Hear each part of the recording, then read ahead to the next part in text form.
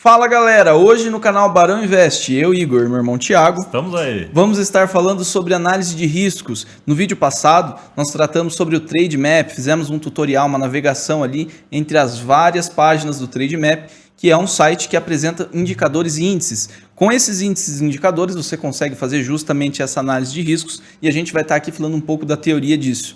A gente pede que você se inscreva no canal, ative o sininho e dê o like nesse vídeo, que vai ser muito importante para você. Agora vamos falar a respeito da análise de fundamentos de um ativo. E nesse caso, vamos realmente destrinchar a respeito de ações e empresas. O que você precisa saber entre o preço e o valor da empresa. E empresa funciona mais ou menos como qualquer produto que você compra. Quando você compra, você tem um valor que você vê naquele produto e tem o preço que o vendedor vai te vender. Se você vê um valor maior na empresa ou naquele produto que você vai comprar do que o preço, você acaba comprando. O grande investidor americano, né, Warren Buffett, tem uma frase muito famosa que resume muito bem tudo isso. Ele fala: o preço é o que você paga e o valor é o que você leva. Então, existe realmente aquele preço que você pode pagar muito caro ou muito barato, mas o valor daquilo é o mesmo. É como a gente pensar num produto de consumo. Se você comprou um celular, um iPhone, por R$1.000 ou R$10.000, é o preço de ser muito caro, é o preço de ser muito barato, mas o valor do aparelho é o mesmo. Então, o interesse é o valor. Na empresa, vai ser isso. Né? Você tem empresas de valor baixo e preço alto. Você pagou caro por uma coisa ruim, ou você também pode ter uma empresa boa, ou seja, pagar um preço baixo por um valor alto. Agora, como você vai saber se a empresa é boa ou não? Aí entra o processo de valuation, que é o processo conhecido em português como de valoração, que é para saber o valor realmente da empresa. E claro que esse processo não é um processo muito simples, mas a gente vai falar quais os fundamentos dele, como identificar as características principais desse processo de valoração. Então valuation é esse termo em inglês, né, ou valoração. E aqui, claro, tomando em vista um ponto de longo prazo, né, em geral, a gente tem isso mais presente em avaliações de longo prazo, para saber a diferença entre ali o valor e o preço a partir do valuation. Então, o valuation é como você analisar um negócio completo, né? Você vai ver indicadores de resultado, demonstrativos de resultado. O resultado, você quer saber, a partir de diversos itens, diversos indicadores, o que ela lucra, o que ela não lucra, o que ela tem de problema ou tem de solução. Exatamente. E aí a gente vai falar especificamente dos indicadores para avaliar a ação, que é justamente o processo que a gente pode dar o nome de valuation em geral. Isso aí. O primeiro deles, o famoso e importantíssimo ROI. O ROI é justamente o retorno sobre o patrimônio líquido que você tem. E o que significaria retorno? É o lucro líquido dividido pelo patrimônio líquido. E na empresa, toda empresa é dividida em ativo, passivo e patrimônio líquido. O patrimônio líquido mais o passivo dá o ativo da empresa. O ativo é o total e, na verdade, o patrimônio líquido é só aquilo que a empresa tem. E com isso você consegue calcular o ROI e saber em quanto tempo aquele dinheiro que você colocou vai voltar para sua mão. Então, é o lucro líquido sobre o patrimônio líquido. Esse é um indicador chamado ROI e ele é muito importante. Quando você tem um ROI percentual, ele é calculado em percentual acima de 10%, você tem uma ação, uma empresa que já é muito eficiente, já é geradora de lucro de forma bastante eficiente. Se ela é acima, né, se essa empresa tiver um resultado em ROI acima de 15% ou até 20%, então você tem uma empresa provavelmente excepcional, desde que ela não incorra em nenhuma divergência nos demais indicadores, né? A Apple, no caso, a Apple é uma grande empresa famosa, ela tem alguns pontos como o esticamento da ação, mas vamos falando do ROI da Apple, o ROI da Apple é altíssimo, passa 50%. Isso, exatamente, só que tem que tomar cuidado. 50% significa que ela lucra 50% daquele dinheiro que ela tem. Né? Em um ano, né? Em 12 meses ela consegue 50% do dinheiro que ela realmente possui. Mas o cuidado que você tem que tomar é que o valor que você paga na ação não é o patrimônio líquido. Aí tem outro indicador que diz o quanto você compra de patrimônio líquido cada vez que você compra uma unidade de ação. Que na verdade daí é o preço sobre o valor patrimonial, que é muito importante que ele seja baixo, que é justamente o que o Igão falou do esticamento. Às vezes você compra uma empresa que tem um patrimônio líquido, vamos chutar de 100, né, um número absoluto, e na verdade você está comprando uma empresa com um valor de mercado de 1.000. Então, na verdade, quando você compra uma ação nessa empresa com valor de mercado de 1.000, que é o valor realmente juntando todas as ações, você está comprando a cada R$10 de ação que você compra só 1. de valor patrimonial. Então tem que tomar esse cuidado, que daí vai fazer que seu rendimento seja baixo. Esse é um conceito aparentemente confuso, mas é assim que funciona. Você tem uma empresa, uma ação na Bolsa de Valores e realmente ela pode ter um preço muito mais alto do que realmente ela tem em patrimônio. Enfim, é como se você tivesse uma pessoa que consegue crédito na praça, vamos colocar assim, empréstimo. Você não tem, para tentar trazer isso para uma realidade, né, cotidiana. É como se você, que não tem um patrimônio de 10 mil reais, conseguisse um empréstimo de 10 mil reais. É a mesma coisa. A empresa ela não vale 10 mil reais em patrimônio, mas ela consegue um empréstimo de 10 mil reais. Bom, e outro índice importante é o ROA, que é justamente um índice que mede o quanto o ativo total produz de lucro líquido para você. E o ativo total é o que o Igão falou, que é na verdade o passivo mais o patrimônio líquido. É empréstimos, que é o passivo, né? Empréstimo ou qualquer tipo de dinheiro que você tem que pagar, independente se seja um prédio alugado, por exemplo, é um passivo. É tudo aquilo que não é seu, que está na empresa e que tem valor. E o patrimônio líquido que é seu, juntando os dois dá o ativo. E daí o ROA é você ver o quanto que todo o valor que tem na sua empresa consegue gerar de lucro. E esse todo valor não é só seu, né? E daí você vendo isso, normalmente o ROA é menor, né? Ele falou em 10% o ROI. E em o geral ROA, é metade. Em geral, é mais ou menos a metade. Seria um ROA bom acima de 5%, né? Ele tem, como a base dele é maior, o ativo total é maior e o lucro líquido em cima, né, no numerador não mudou. Então ele tende a cair um pouco em relação ao ROI, né? E aí a gente tem, além do ROA, além do ROI, que são os dois primeiros e principais, porque justamente vai direto no lucro líquido, né? São avaliadores de lucro da empresa. Sim. Então, claro, porque a gente está aqui falando de empresas, a gente quer saber de rentabilidade. A gente não quer que elas sejam bonitas, simplesmente ela tem que ser rentável. A ideia é que elas sejam rentáveis, então ROI e ROA são os dois primeiros. E sempre importantes para você ter em mente. Aí em seguida a gente tem, por exemplo, o potencial de crescimento de uma empresa. Potencial de crescimento a gente pode analisar em 3 frentes, né? Onde ela está. Então é uma empresa americana, é uma empresa brasileira, é uma empresa africana, é uma empresa chinesa.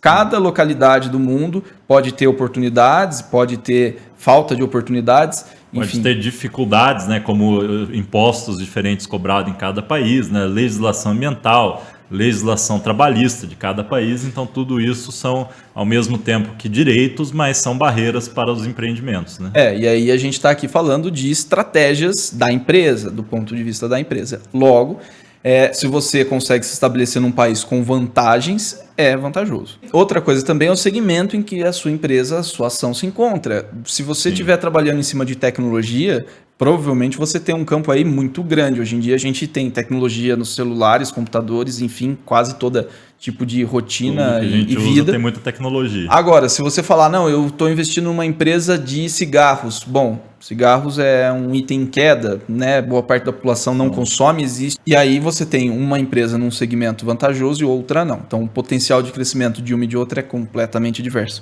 A terceira coisa que você pode analisar em questão de potencial é também o market share daquela empresa dentro do segmento. Então, assim, é uma empresa de tecnologia que está na China. E qual é o market share que ela tem? Market share é um nome meio feio, mas é como se fosse posicionamento do mercado ou dela. Participação do mercado. Que seria justamente o quanto que ela representa naquele mercado, quanto que ela fatura naquele mercado. É uma série de aspectos que mostra se ela é um player forte. Player é como se fosse jogador, mas na verdade é assim, se ela é uma empresa forte naquele setor, entendeu? Se ela for uma empresa forte naquele setor em que ela atua, ela vai ter algumas vantagens competitivas grandes e com isso vai conseguir lucrar mais. Exatamente. Bom, e claro, né, isso interessa porque o potencial de quanto mais crescer significa que a empresa vai ter um faturamento e uma rentabilidade maior. Porém, é justamente o crescimento tem que ser acompanhado de rentabilidade.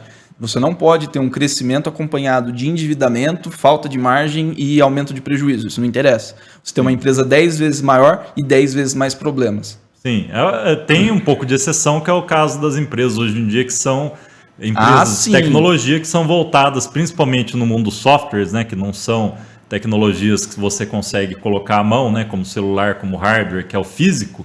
Software são os programas de celular, aplicativos, programas de computador, e esses tipos de empresas, até as fintechs, agora tudo virou tech, né? Agrotech, fintechs, tem de tudo. Realmente. E essas empresas realmente pensam em crescer muito justamente para conseguir o market share que a gente falou, a participação de mercado, para daí no futuro começar a ter uma rentabilidade boa. Bom, mas isso ainda é feito dentro de uma lógica coerente. Sim, tem uma lógica por trás de tudo isso. E ela um dia vai ter que dar lucro. Não existe empresa que só cresce e nunca vai rentabilizar nada. É que são casos excepcionais. Se a gente colocar o Nubank hoje no Brasil, que você provavelmente conhece, e todos os seus familiares e conhecidos também, é uma empresa que surgiu há 12 anos atrás na Colômbia, uma empresa colombiana que veio para o Brasil há 12 anos atrás e hoje é o maior banco brasileiro. Né? A gente vai ter o IPO deles aí em breve na Bolsa Americana e provavelmente eles vão ultrapassar Bradesco e Itaú, talvez até juntos. Ou seja, uma empresa de 12 anos que só existe digitalmente sendo o maior banco do Brasil. Aí sim, é um caso. Eles não têm lucro, né? O Nubank até hoje não tem lucro nenhum. Eles dão prejuízo até hoje. Isso. Seguindo, a gente tem também como um principal indicador a gestão da empresa. Quem são as pessoas, quem são os perfis que compõem a gestão da empresa. Isso é muito fácil de perceber, por exemplo, quando você vê uma gestão fraudulenta. Quando tem uma gestão corrupta, né, que pega e desvia dinheiro da empresa, assim como na política, a gente é muito acostumado só na política a ver corrupção. Na verdade, a corrupção existe em todas as esferas da vida, até na iniciativa privada e bastante ainda. Então tem muita gente que desvia. O caso da IRBR, que é uma resseguradora de seguro grande do Brasil, que tem até o código IRB3, é famoso, o pessoal consegue fazer mutreta lá para conseguir ganhar bônus, assim, não é um roubo descarado, mas é assim, forma de elevar o preço da ação para ganhar bônus e ganhar rendimentos superiores os diretores, né? Isso aconteceu há um tempo atrás. Gestores, hoje esperamos que a empresa esteja com uma gestão séria, até porque somos investidores. E até porque agora tem grandes investidores já comprando justamente porque ela é uma empresa boa que está num preço bem acessível. Agora ela está valendo cerca de 1/8 do que ela valia na época que houve esse escândalo, né? Então, ela tem uma margem de segurança boa. Então, pessoas na gestão da empresa precisam ser honestas, idôneas e competentes. Isso também faz diferença, né? As melhores pessoas à frente da empresa provavelmente vão trazer os melhores resultados. Que empresa você não pode pensar como sendo simplesmente uma máquina. Existem pessoas e a gestão das pessoas lá dentro, até por esses gerentes que na verdade são líderes hoje em dia, precisa ser uma gestão eficiente para conseguir fazer isso, até como você vê no Google. O Google é famoso por ter uma gestão muito boa e por ter uma qualidade de trabalho muito grande, qualidade de vida dos funcionários, tudo que gera resultados absurdos. Aí, seguindo, a gente tem também, e muito obviamente, o risco do negócio. Bom, né, o que seria risco do negócio? Bom, aí é realmente uma questão de tomar o conhecimento dos riscos maiores que vão atingir o seu negócio. Você pode ter um risco jurídico, um risco trabalhista muito alto, porque a empresa trabalha com muita mão de obra humana, por exemplo, ou um risco climático, porque você é um plantador de algum tipo de grão e se fizer seca ou fizer chuva vai atrapalhar, enfim, né? É um risco do seu negócio. E pode até não chover, né? É o que ele está falando da seca, né? Se não chover, se tiver queimadas, que nem está acontecendo no Brasil, são coisas que você não controla necessariamente que afetam o seu negócio. E um risco de regulação. Bom, toda empresa está passível de riscos de regulação, mas vamos colocar assim altos graus de risco. Vamos dizer, como a gente citou o caso do cigarro, que venha a ser proibido o cigarro. Bom, sua empresa de cigarro quebrou, né? Sim, no curto prazo isso. O que mais? A gente também tem como um fator muito importante a fonte de receita constante, ou seja, você ter um faturamento e um lucro recorrente. A sua empresa não é uma montanha-russa, né? A ação da sua empresa não é uma montanha-russa, ela consegue ter resultados esse mês, o mês seguinte, o mês depois desse, em um longo período de tempo. E são as empresas mais seguras. Na verdade, na hora que o negócio fica feio, né, nas bolsas ou em qualquer coisa do mundo, você normalmente vai para a segurança, aquele lá que vai te pagar pouco, mas te paga um pouquinho toda vez. E esse pouquinho, na verdade, ao longo dos anos, vira um pocão cada vez maior, né? Claro que tem que tomar cuidado com algumas ocorrências, né, em relação a faturamento, receitas, né? Não adianta você falar assim, a empresa faturou, teve receitas muito altas este ano, porque ela andou vendendo parte de si, andou vendendo ativos. Aí não é uma fonte recorrente. Esse ano, o lucro da ação está altíssimo, porque ela vendeu um grande imóvel que ela tinha. Claro, se você vendeu, você vai ter uma receita imensa, mas você está vendendo uma coisa que você tinha e não tem mais. Então não é bem um lucro, né?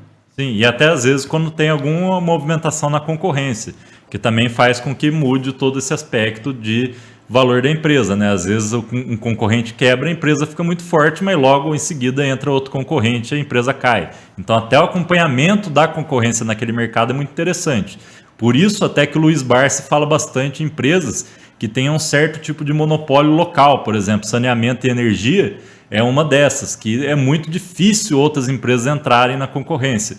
Com isso, né, porque é regulado, é uma burocracia muito grande para você entrar nesse setor, e com isso você consegue ter um lucro bom ao longo de vários anos e não tem tanta concorrência, né, porque é só você que pode atuar naquela região, porque o Estado te deu a concessão. E aí a gente também tem, e muito obviamente, o endividamento. Empresas endividadas precisam justificar esse endividamento. A gente vai ter assim, um endividamento de no máximo 100% do seu patrimônio líquido. Você, pessoa física, por exemplo, para você entender, tem um patrimônio de 10 mil reais, você não deve ter dívidas além desses 10 mil reais. Você consegue saldar suas dívidas. Sim. Ou também um segundo parâmetro que se usa é não ter um endividamento líquido maior do que 3 vezes o EBITDA, né, que é uma proxy de geração de lucro. Isso, é um tipo de lucro que você tem antes de amortização, impostos e demais taxas, mas que é um lucro até chamado de lucro operacional da empresa. É o que a empresa realmente faz e dá lucro sem contar os impostos, as taxas, que muitas vezes a empresa está endividada, mas o negócio dela está funcionando em si. É isso que é o EBITDA ou EBITDA. E aí é basicamente a regra, cuidado com o endividamento. Né? Sim, em linhas gerais, tomar cuidado. Endividamento normalmente tem que ser muito bem planejado, justificado e com bons juros, né? Por isso que muitas pessoas, até quando abrem pequenas empresas, se perdem achando que endividamento a qualquer taxa de juros é bom e nem sempre é bom, dependendo da taxa. É melhor ser um campeão nacional emprestado do BNDES do que ir no banco emprestar. Por isso que os campeões nacionais crescem tanto e pagam juros tão baixinho. Enquanto você que é pequeno tem que tomar muito cuidado com o empréstimo para não pagar taxas altas, que é o que mais tem no Brasil. Uma outra coisa muito importante em ações, se você quer ter, por exemplo, uma carteira previdenciária, uma carteira de longo prazo, é também os dividendos, o pagamento de dividendos, né, Tiagão? Isso. Justamente, os dividendos é aquilo, normalmente, na verdade, dividendos é uma parte dos proventos pagos pela empresa. Proventos é aquilo que ela paga para você, por você ser sócio dela ao longo do tempo. Então tem proventos, claro, que por exemplo em fundos imobiliários são mensais normalmente, as das empresas normalmente são trimestrais, mas varia de empresa para empresa, e com isso você consegue ter. E os dividendos, normalmente eles são classificados ao longo do ano, né? Ao longo de 12 meses, e é o nome dividend yield que eles dão, né? O nome em inglês, meio feinho, mas o que significa isso? É o dividendo, aquilo que você recebe por ser sócio da empresa ao longo de um ano.